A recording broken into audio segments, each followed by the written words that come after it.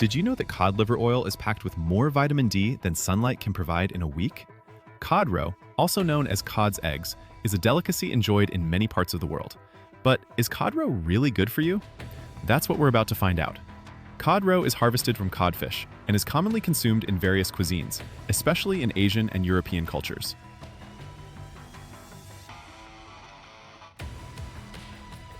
It's often served raw, pickled, or cooked in a variety of dishes, prized for its creamy texture and rich flavor. Cod roe is a nutrient-dense food, rich in vitamins, minerals, and omega-3 fatty acids. It's an excellent source of vitamin D, crucial for bone health and immune function. Cod roe is also packed with vitamin B12, essential for brain function, blood formation, and nerve health. Omega-3 fatty acids in cod roe help reduce inflammation and improve heart health.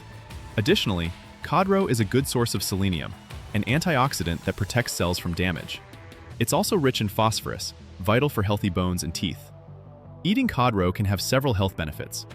The omega-3 fatty acids and antioxidants may help lower the risk of chronic diseases, such as heart disease and cancer. The high vitamin D content can also help prevent conditions like osteoporosis and seasonal affective disorder. However, it's essential to consider the potential downsides, like high sodium and cholesterol levels. Moderation is key when incorporating cod roe into your diet. Health experts generally recommend consuming fish roe in moderation due to its high nutrient and cholesterol content.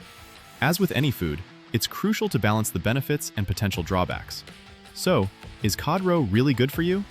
In moderation, it can be a nutritious and delicious addition to a balanced diet, offering essential vitamins, minerals, and omega-3 fatty acids.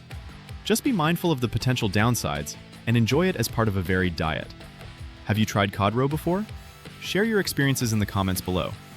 Don't forget to subscribe for more videos on food, health, and nutrition.